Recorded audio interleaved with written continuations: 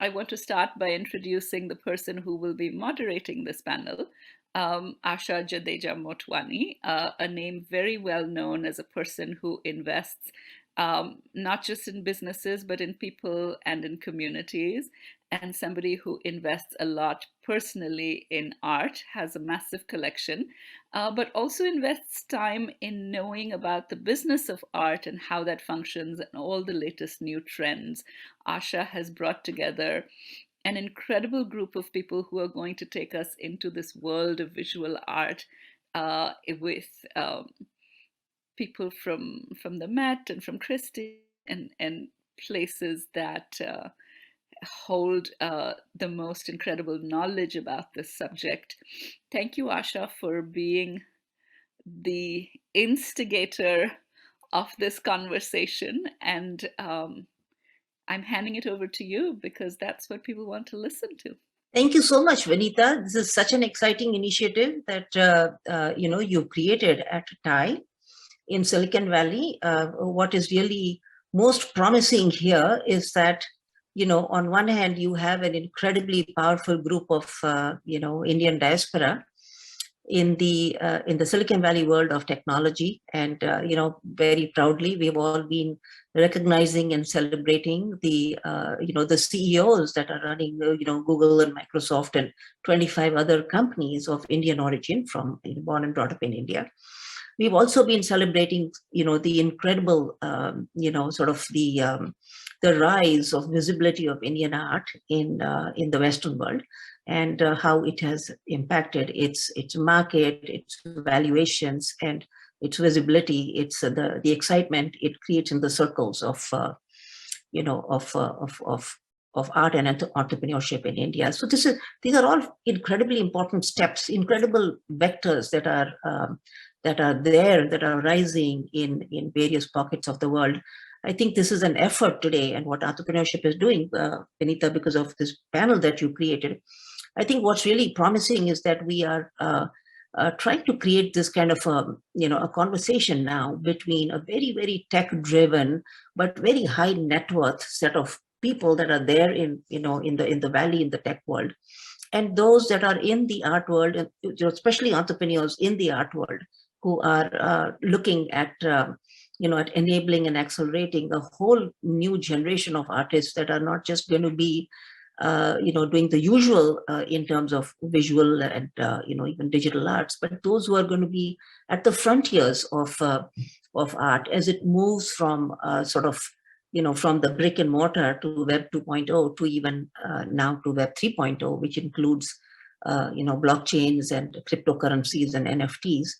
That explosion we have all seen in the last year, and it's an extremely exciting time.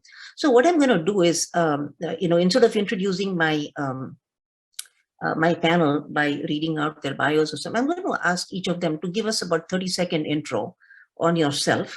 Let's start with you, Deepanjana Klein, who runs the who manages the South Asian art collection at Christie's, and then we can go to Raghava and Shanae. Deepanjana, why don't you start and give us 30 seconds about yourself? Thank you, Asha, and thank you everyone, and Vanita, for having me in this platform today, and good afternoon, everyone. I'm Deepanjana Klein. I run the Indian department at Christie's internationally, and I'm deeply invested in helping people collect art, and not just private collectors, but institutions. That's my main focus. I've been with Christie's for over 15 years, and art is all I know. And I've seen the market evolve and develop over last 20, 25 years. And while it's an asset class, I always say, buy what you want to wake up and look at every day. So that's my motto. So looking forward to speaking to everyone. Thank you. Raghava. Hi, everyone. I'm Raghava. I'm an artist, and I've been interested in new technologies all my life, ever since the internet came to India. And I keep trying to reinvent myself through these new tools. Thank you. Shanae? Good afternoon, everyone. Thank you, Asha, Vanita, for having me and the Met at this on this panel. I'm the Associate Curator of International Modern and Contemporary Art at the museum. I joined the Met in 2016 as the first incumbent curator responsible for South Asian modern and contemporary art. And I look forward to sharing what we've done in the last few years. So we are so lucky to have this stellar panel, by the way, between Shanae, Raghava, and Dipanjana, people who I have known, like my own family for many years now. I feel that this new crop of enterprising, entrepreneurial thinkers who are in various verticals of the art world, from museum to Christie's to Raghava and the art world of the NFTs, we have this groundswell of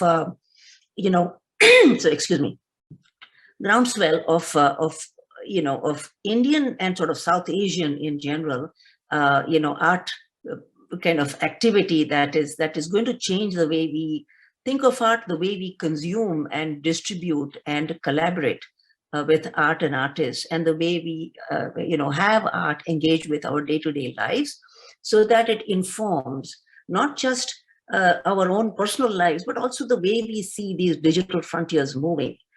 And I think art is something that makes us, question a lot of things. And in today's world, when we are, today we are all waking up to a war in a country which is simply seeking to exist as as an independent democracy in Ukraine. We are looking at a world that to many young people, many of our children, is going to look extremely irrational and violent. I think art has the transformative capacity to make us question, what is the good life? What are we here for? In this limited amount of time that we have in this world, what is it that we are trying to achieve? And how do we make the world a better place through these collaborations, which new platforms and new technologies are offering us? So why don't we start with a couple of minutes, 2 to 3 minutes of understanding what our young leader, Shanae Jhaveri, is doing at the Met. And then we can move to the other two panelists. And we are, once again, absolutely honored and delighted to have you guys here. So please start, Shanae. Thank you, Asha. I'd like to share my screen, please. And I think here we go. Yes. So I'm just going to give everyone a quick overview of the Met and its South Asia Modern and Contemporary program. So the Metropolitan Museum of Art was established in 1870 and today comprises of 18 curatorial departments. Of these 18 departments, over 5 of them actively collect work from the region. Here are some examples of pre-modern work that we have in our holdings: Asian art, Islamic art, arms and armor, musical instruments.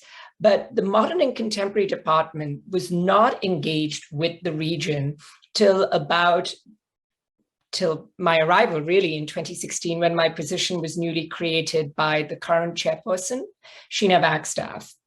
And so since I've arrived, I have 2 areas that I focus on. One is adding works to the permanent collection, and then the other is exhibitions and special projects. So the holdings or the collection of South Asian modern and contemporary in 2016 was rather modest. And since I've arrived, we've added multiple works by 24 artists from the region, more than half of which are women. And here's just, I'm going to quickly run through a few slides where you see a work and then us presenting it in our gallery spaces. Because for me, it's quite important and critical that the works, when they arrive at the museum, they're also seen and can be experienced by our visitors. Here's the first Bangladeshi work that joined the collection, a gift from Rajiv and Nadia Samdani, a really significant moment for the museum. And then also here's a work by Sri Lankan photographer Lionel Wendt, which was in our recent Surrealism Beyond Borders show. And then I curated Mrinali Mukherjee's first international retrospective at the Met Breuer. And here's a work that joined the collection as a gift from the estate to celebrate the museum's 150th anniversary.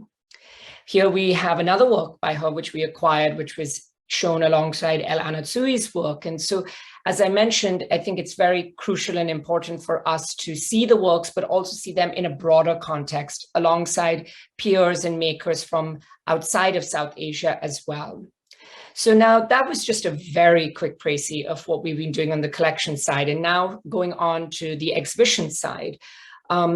When Sheena joined, she invited Imran Qureshi to be the first artist in her reimagined roof commission program. So here are images of Imran painting on the roof of the Met and miniature work by him that joined the collection.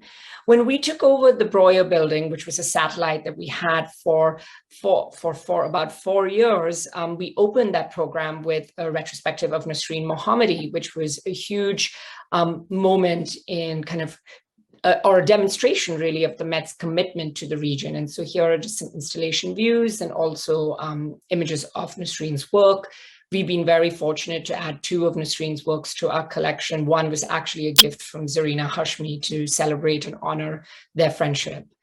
Then when I arrived, one of the first things I did was present a contemporary living Indian artist in the modern and contemporary galleries, which hadn't been done till that point. And so here we have this incredible immersive installation by Ranjani Shettar that was gifted to the museum. And Ranjani is one of the most significant sculptors working today in the country. I then curated the roof commission with the Pakistani-American artist Huma Bhabha. And her work has, since being on the Met's roof, gone on to be installed at the Hoshan. And here you see it at the Hoshan. Some images of Mrinalini's retrospective, which I did. Then I co-curated a live performance with curator of performance, Limor Tomer. It was a project with Nikhil Chopra, who lived in the museum for 9 days nonstop. And so here you see him in various parts of the museum. And then finally, a work that we just put on view this past week, The Lightning Testimonies by Amar Kanwar, which is a gift for patrons, Asha being one of them. It's a very powerful work, which is a constellation of accounts of sexual violence experienced by women on the Indian subcontinent since 1947, and it'll be on view till September 2022. And so we're very excited. We're coming out of the pandemic when our program was interrupted, but we're looking forward to sharing more works that we bring into the collection and engaging our audiences. I will stop sharing now. Excellent. Thank you. Thank you so much, Shanae. Which takes me to the world of, the auction houses. And we have Deepanjana Klein here, who's been at Christie's for so many years, and she's been instrumental in starting incredible number of initiatives for Christie's, even including working with the Christie's India and so on. And Deepanjana, I wanted to ask you, in your view, where do you think where do you think the sort of the Asian art market is heading, right? In the sense that are you seeing a sort of a generation of contemporary kind of works that are beginning to get more visibility and more of a market buy-in? What are you seeing are sort of the big changes that are going on as you view things from a 30,000-foot view of Christie's? What are you seeing there? And what also tell us a little bit about the sort of the new the rising generation of people who are sort of consumers of this kind of art, visual art. Okay, a lot of questions. So I'm going to try and answer because the field is so vast. And when we talk about South Asia, to lay the land here, as Shanai said, we try and cover India, Pakistan, Bangladesh, Sri Lanka. And hopefully over the years, we would want to bring in Nepal, Bhutan. And these are efforts we are constantly making by trying to go to these places, identify artists, watch them over the years, watch what curators are looking at before we bring them into the auction world. And of course, now, of course, we have the new beast, which is the NFTs. So, we are watching that space. I mean, Christie's was the first one to launch the first NFT of Beeple. But how do we bring that into the South Asian fold, and where do we take it from there? So, with as you said, with the overview we have also comes a lot of responsibility of making sure we do the right thing for the contemporary artists. The modernist market, on the one hand, is very robust and strong, and it has always been, because if you look at least 10, 15 years of how the market has evolved, the modernists were always collected by either seasoned collectors in India or expats, whether it's, the West Coast or East Coast in New York, whether it's the finance or the tech world, or the Europeans who were collecting, who were in India in the 60s and 70s. So regardless of where the market is, the modernist continues to do well because everyone in that market space understands that there's a finite body of work. These artists are no more, and there are some great works, regardless of where the economy is, where the stock market is. You bring a good work, it's going to hit the sky. I mean, just last week, Pandols, as an auction house, hit the highest record for an Indian art, selling a Gaitonde for 6.3 million, which is great. So where is that market? It's wonderful. And the reason I'm specifically, dividing the modern versus the contemporary, because it's a very different market. The contemporary market, on the other hand, brought in a lot of speculators. And we are talking about 2005, 6, 7, where everything sold, and everything sold for millions. And it was a wonderful time. However, after the crash in 2008, September, the speculators left the market. And as an auction house, while we want works to go to private homes or to institutions, you can't regulate who's going to come and pick up a paddle and bid. So it's a public auction house. So it was really hard for us to see. It was bittersweet moment what we experienced in 2007, 2008, where we saw things flying and we knew it was not sustainable because it was growing too quickly. However, what was good was the market slowed down for the contemporary. The artists actually took the time to make great works over next 5-7 years when the market slowed down. And we have some of the greatest talents coming out of our region. And you can see, while we as an auction house have really taken a stance that we are not going to bring in these artists till the market is ready to actually absorb them at the prices they deserve. So what we are watching is the international museums around the world are picking up these artists, showcasing them, whether it's the Mori Museum in Japan, or whether it's the Met or MoMA in the US, or San Jose Museum in San Jose. It is extremely gratifying to see all our contemporary artists being shown on an international platform. That's when the art has crossed the borders of geography and time. That's when one can start thinking, oh, is it time for us to think about bringing maybe 2 artists of that generation into the auction world? That is when we will be able to identify the second generation modernists. So one of my biggest challenge now is we have first generation modernists, we have second generation modernists, let's say Arpitas and the Manjeets of the world or the Brutas of the world.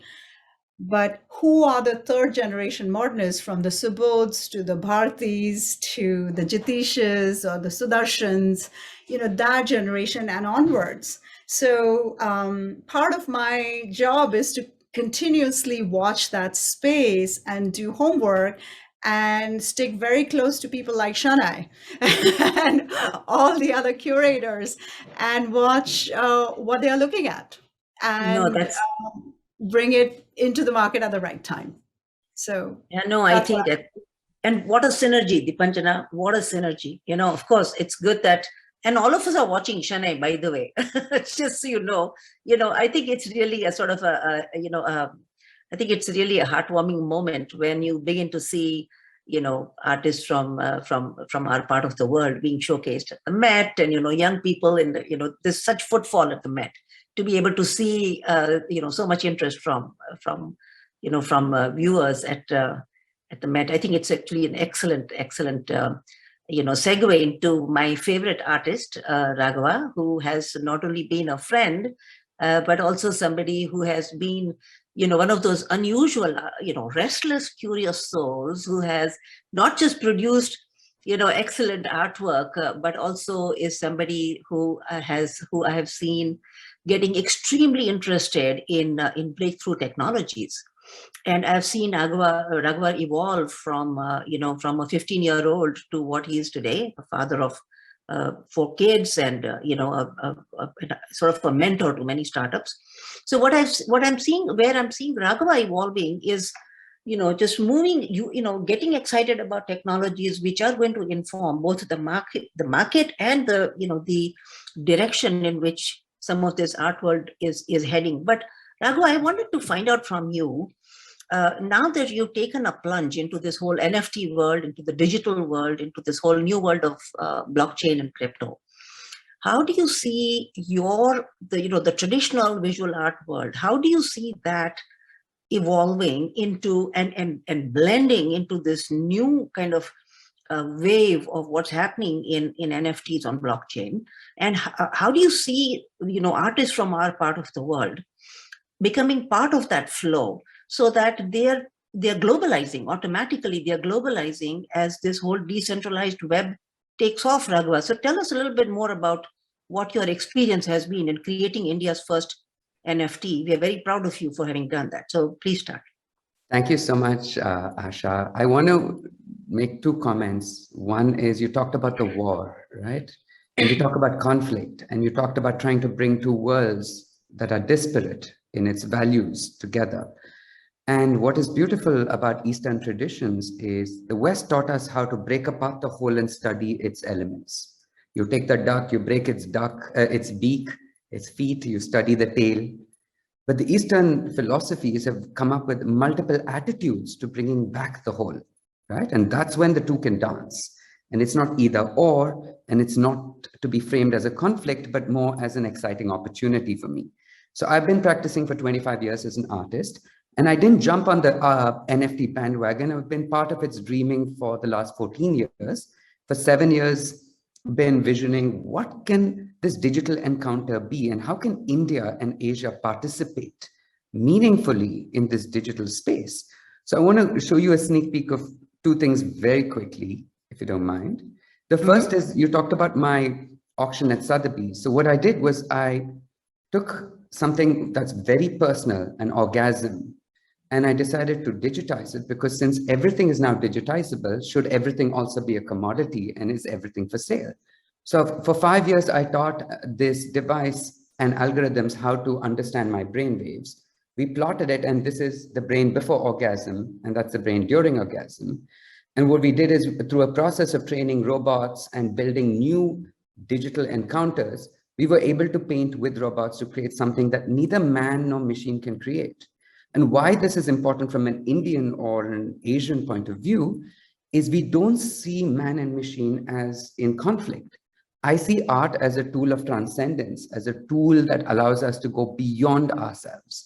So what was exciting for me was to take every binary conflict within the art world, whether it's aesthetic or whether it is definitions of the self and the other, and try and break it apart. So this was what we showed at Sotheby's. And what was exciting is, we could create fake orgasms, where we have the female orgasm, the fake and male orgasm. And what we sold was not the artwork or the experience. We sold the metadata, which was in itself a neural network, where other artists could take it and play with it. So to give you an idea, I look at art from the lens of transcendence. And right now we're in the middle of a war. And what was coincidence is that in 1937, Picasso was commissioned to do a work for the Expo. And this is me doing a work for the Expo today in 2022. And I'm taking the topic that you and I have talked deeply about. Is the conflict outside? Is the Mahabharata and the Bhagavad Gita a conversation of war outside, where Arjuna wakes up and says, what war is worth winning when you have to kill your grandfather and your uncle for it? Yeah. Or is it inside? Is the war within? And I think this is the perspective where we can build new aesthetics from Abhinavagupta, from Sufism, from Tantric Shaivism, where we're looking at alternate ways to resolve a conflict, alternate attitudes towards bringing apart disparate elements. So I'm very excited to use NFT as this crazy space where the physical, the digital, the entrepreneurial, every aspect of me finally can be presented as one project. Otherwise, I'm hiding the fact that I'm an artist from the venture capitalists. I'm hiding the fact that I'm involved in so many movements from the art world, because it was very difficult to bring these pieces together. So finally, I'm really excited that not only I, but Asians, Indians can bring a new aesthetic. We can study an absolutely new way of digital encounter. What does it mean from an Asian point of view? When I meet a person, how does that change from an Asian point? We do this, namaste. We see the divinity in you. How can that be expressed in the phygital world? So no, that's fantastic. That's beautifully put, Raghava. We are thank you for sharing that. I want to ask you, Shanae, are you guys at the Met? Are you interested? Are you guys? Is the group, is some subset at the Met interested or actively looking at what's happening in the digital realm? And if so, can you please tell us a little bit more about that? We're definitely keeping appraised of what's happening, but we haven't actively started collecting in that area at this moment. Our engagement with South Asia, with modern and contemporary practice it's also in its nascent stages. And I think we have a fair amount of ground to cover behind us before, but we're definitely keeping appraised, but we haven't begun to collect in that area. So let me push you a little bit, Chennai. Would you be interested? Would you be willing, maybe, to engage with a few of us in the next few years to see if we can set up some kind of a digital vertical within the Met? Because a successful project like that would actually, I think, would be inspiring for other museums around the world to see how to include this whole new space that is evolving right now, which most of us don't understand, by the way. It's nothing new. I mean, it's a difficult space to understand, but I think we have to start engaging with it, because there is an enormous turnover now in art in that space, and as we see the digital currency, as we see fiat currencies which are associated with nation states like dollar and yen and rupee and so on, as those currencies evolve into more of the cryptocurrencies and so on, we are going to see, at a larger 30,000-foot view, you're going to see a lot of activity that's going to bypass the usual institutions of the nation state. And I think it would be very good to have a few enterprising young people like yourself from one or two museums involved in this conversation. So I'm going to rope you into that, okay, Shanae? just on that. And yeah, so Dipanjana, on your own, one last question, I guess. How many minutes do we have, folks? I'm not sure how many minutes we have left. But DK, I wanted to ask you, what are you excited about personally? What are you excited about what are the new genres of art that you are seeing and that you are personally excited about? And tell us a bit more about that. I think there are a lot of really exciting things happening. Of course, NFT is one of them, and it's something, while it's difficult to understand, it is here to stay. So those of us who don't understand it, we better understand it. It's not going away. And I think it is, I see it as a way of democratizing art. And the way, from Impressionism came photography, and photography was something, whether we were going to think of that, look at it as a form of art, whether print was going to be considered as a form of art.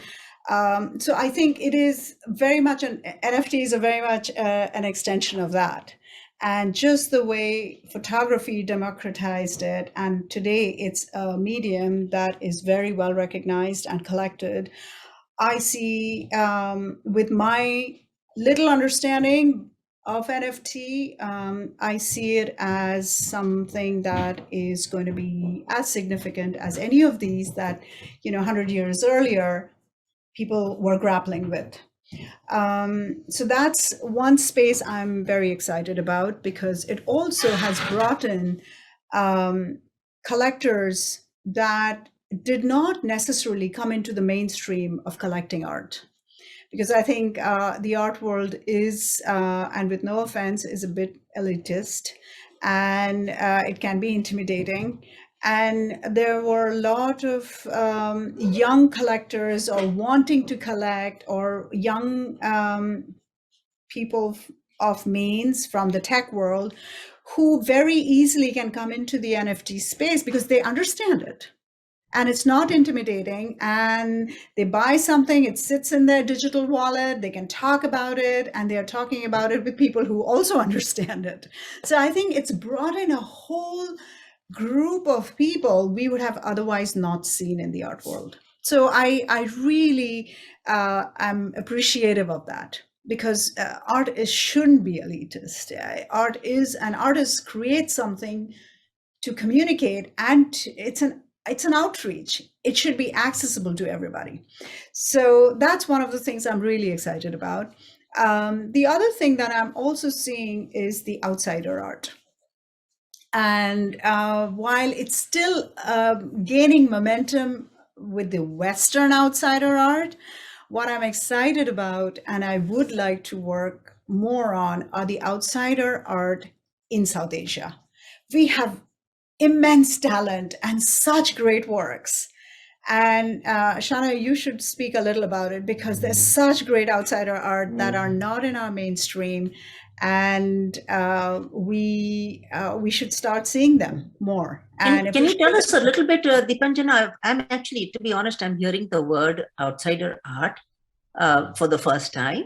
So can you please define it a little bit? Can you please tell us a little bit more about what that means? And then we can have Shana pitch it.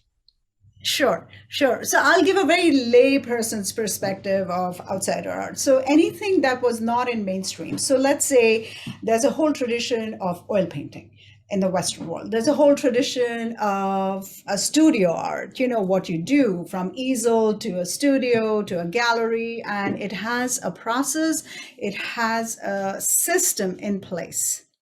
Where everything, starting from what the artist is using to the market, everything is pretty much standardized, right? So today, if you buy, let's say, a Bharti Care from an auction house, it's a public, so aside from the auction house, if you buy, let's say, a Bharti Care from one of our galleries in India, let's say Nature More, as opposed to you buy something from Templon or any other galleries that represent her, I'm just throwing out a name, in the West, it's a standardized price. It's not that because it's in Paris, it's going to be more, or if it's in India, it's going to be less. So, the whole mainstream art world has a standardized kind of a template that we all work in.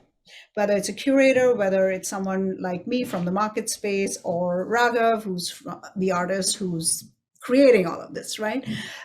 Whereas the outsider art are the artists who were working in their backyard, didn't necessarily go to school, did any training, have any gallery representations, but worked all their lives and created these brilliant things. Sometimes we would call them folk art.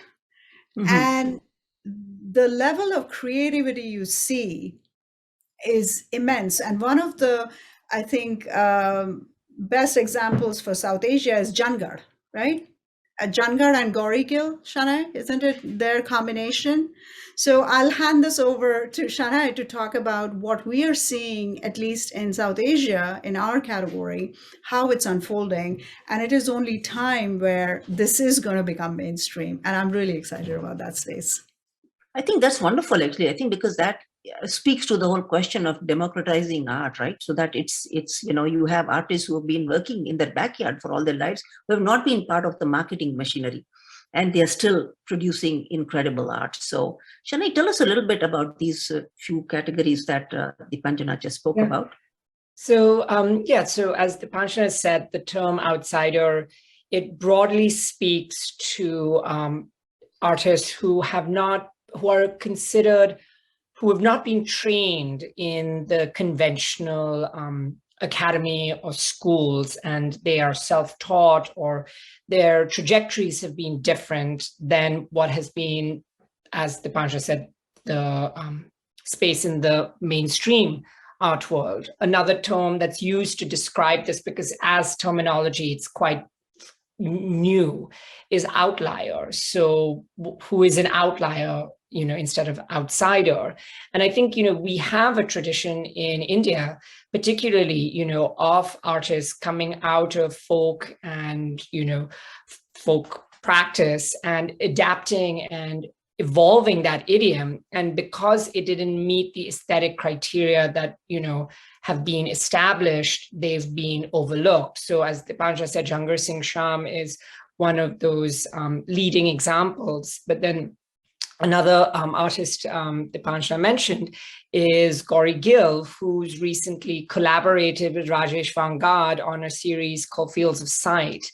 And Gauri is a photographer, and Rajesh Vangad comes from the Varli tradition, and they collaborate and make a work through conversation. So it's a photograph that Gauri takes, and then Rajesh applies, his drawing on top of it. So that's a different kind of synergetic collaboration that we're seeing.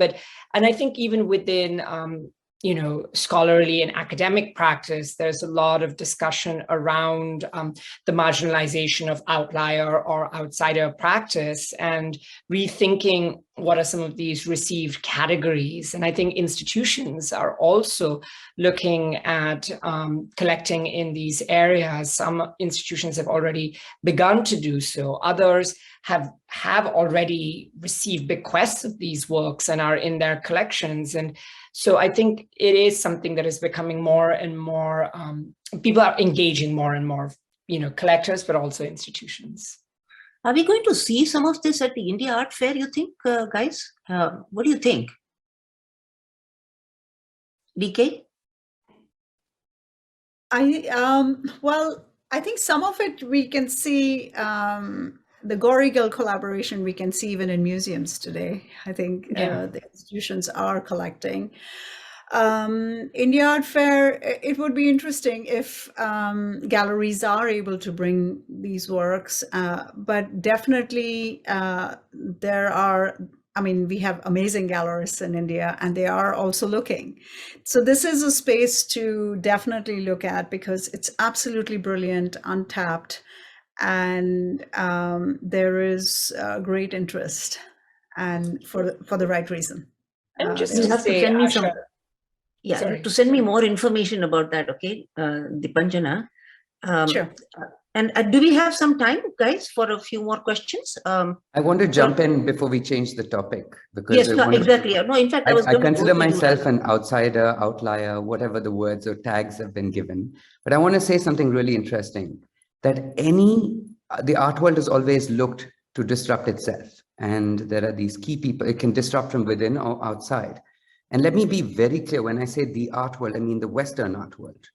One that does not take into account many forms of aesthetics, as you said, very developed aesthetic traditions. So I want to say something really interesting. Whenever anything disrupts, whatever field it is, it creates three emotions. There's a feeling of loss, there's a feeling of liberation, and there's a feeling of mystery. There's anger, and there is always this fear associated with loss. And there is this liberation, because that thing has liberated society, democratized it, allowed for newness to exist. And there's mystery, and mystery, unfortunately, has two types of people engaging with it, the believers and the speculators. And the problem is, if you have too many speculators and too little believers, too few believers, then you end up doing what happened in 2008. But I know the way you collect, Asha, you like something, you believe in it, right?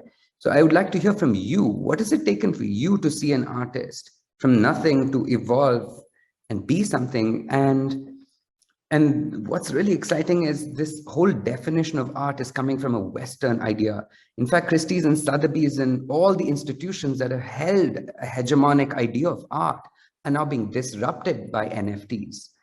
And because suddenly the guys who had the data on what is about to sell on futures in the market suddenly are getting disrupted. It's public data, you know. And what is considered valuable by a very small group of people suddenly is breaking apart.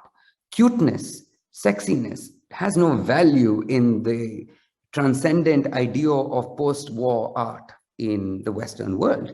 But in the NFT world, they want shiny, cute things. And now we have to ask ourselves as human beings, what is the real value of these new aesthetic encounters? And I think it's very exciting.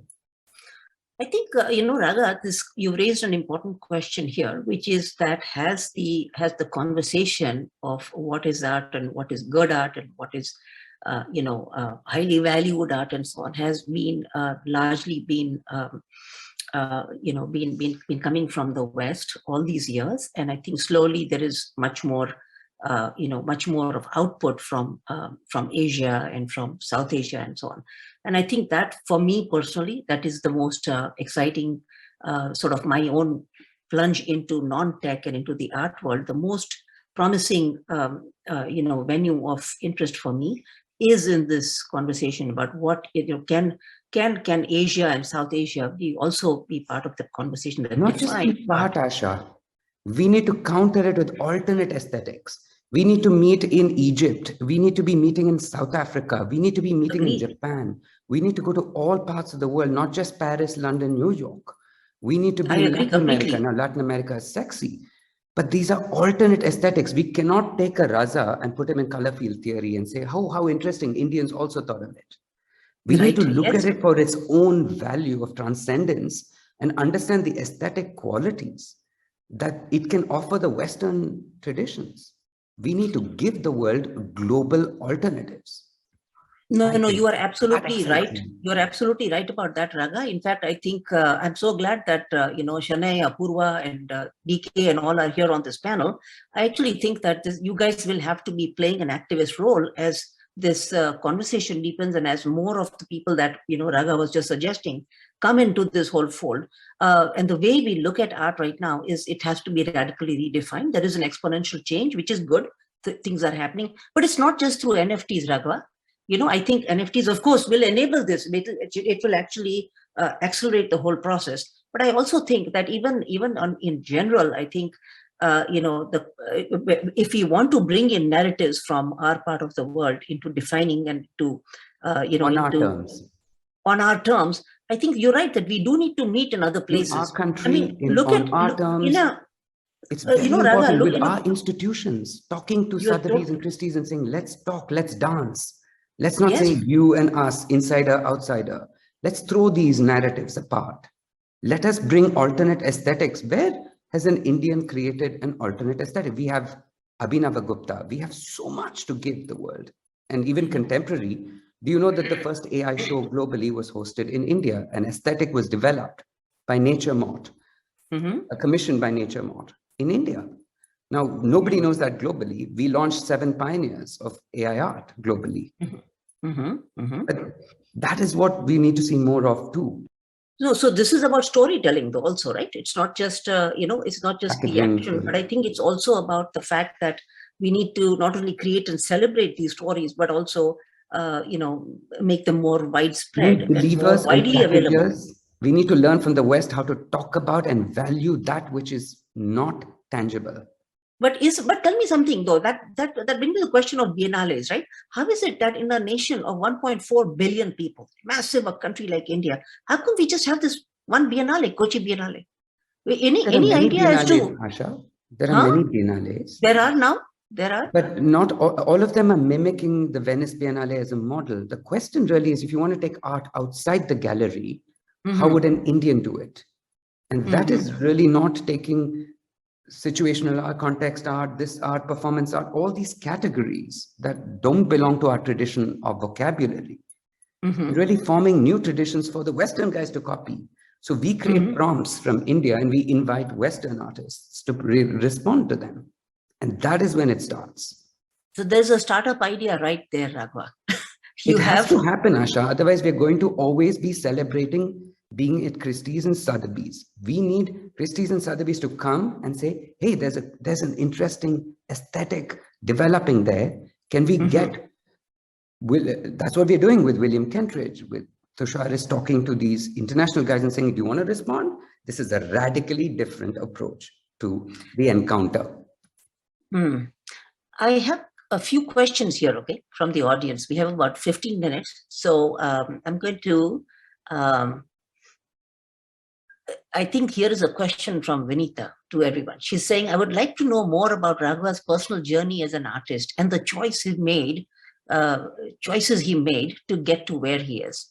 And then there's a question by Simran Thadani, but let's start with this one by Vinita. Very quickly, Vinita, I started my career as a cartoonist. I quit formal education. I come from an extremely academic family. And I chose to fall in love and to understand what it means to be me. And I spent 25 years cartooning and painting. I met Luigi Ontani in Italy, where I fell in love with painting, and I realized you can actually live like an artist. And I realized that the word aesthetic means you make a choice and you live it. And so I have lived many, many avatars. And I learned painting with many master painters, including Farid Belkahia in Morocco. And I found my way to New York, fell in love. And when I moved to New York, I discovered my colleagues that Asha knows really well, Perry Chen, Chris Poole, were the young entrepreneurs disrupting the art world. One guy, Pinterest, Ben Silberman, who Asha and I know really well, was saying, can curation be a form of creative activity? Can that be documented as a creative act? 4chan said, can there be alternate truths that are not documented or recorded? So I was part of all those conversations, and it sort of messed with my brain. I said, can I be stuck to one definition of art, or can I break it? So I spent the last 15 years reinventing myself over and over again. And from a traditional painter to programming, to working with robots, to working with brainwaves, to now trying to integrate myself through what I believe as the sole purpose of art. For me, it's transcendent. Man is not the ape that makes tools. So the man is the ape that makes tools to remake who he can be, to imagine the future. I think much of art is facing backwards and looking at what we have been. Much of art is based on identity politics. I find that boring. I want to see what we can be. Can we transcend identity? And I've been lucky enough to have these conversations with the leading thinkers of our times, from Daniel Kahneman to Jeff Bezos to Asha Jadeja to Lakshmi Praturi, who's here. And I'm really excited that I consider myself a mischief maker and a court jester that you can't ignore. Okay. Hopefully. Very good. Fabulous, fabulous. You guys are really energizing us right now. I have another question from Simran Thadani, a question for both Dipanjana and Chennai. How do outsider artists step into the mainstream art market? How can they show? And how can they be seen? Chennai, do you want to start? And then Dipanjana, just 1 minute each.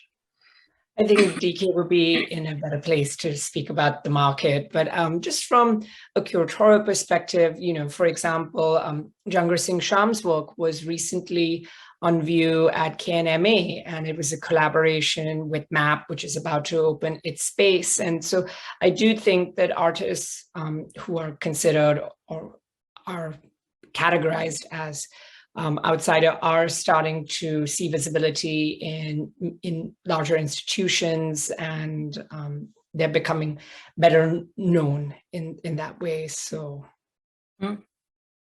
Dipanjana? I think to take it very simplistically, what Raghav was saying, I would say it's about disruption, right? What one understands about mainstream art.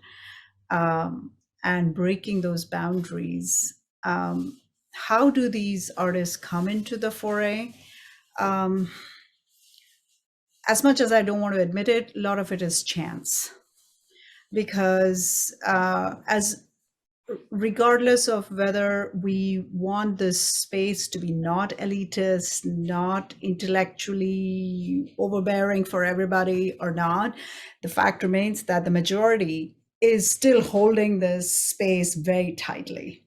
And it is only now with a whole different crop of collectors coming in, there will be a disruption. And it's the best moment for all these other things to be integrated into mainstream, or why even call it mainstream? It's just art.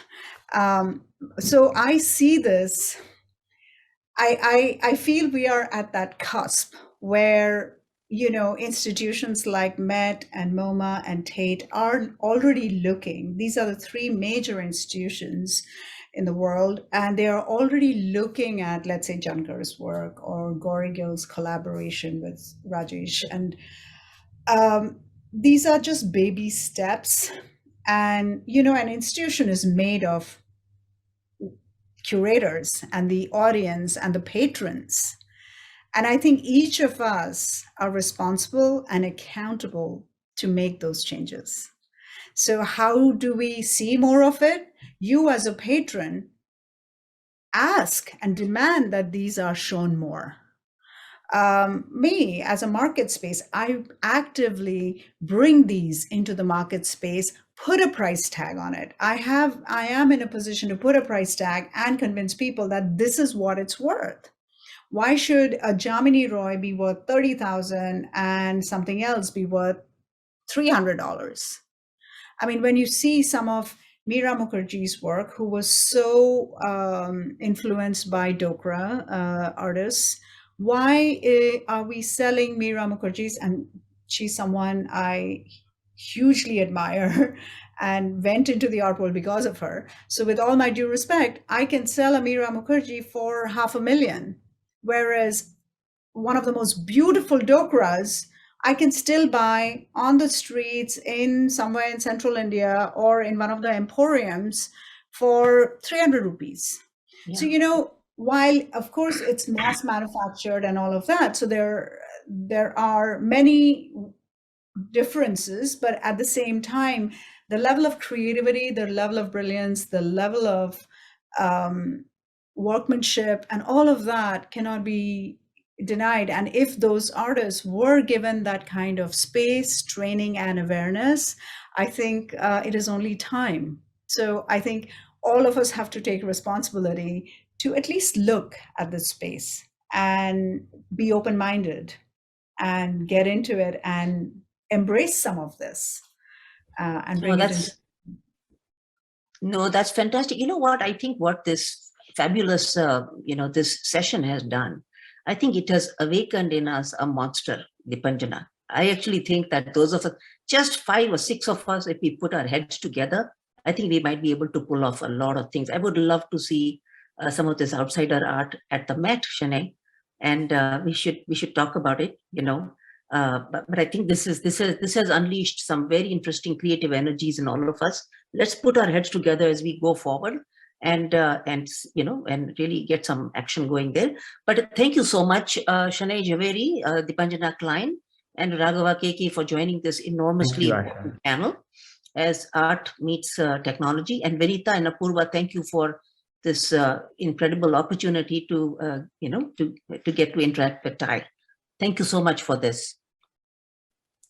Thank you, everyone. It was a pleasure. Thank you. It really was. Thank you, everyone.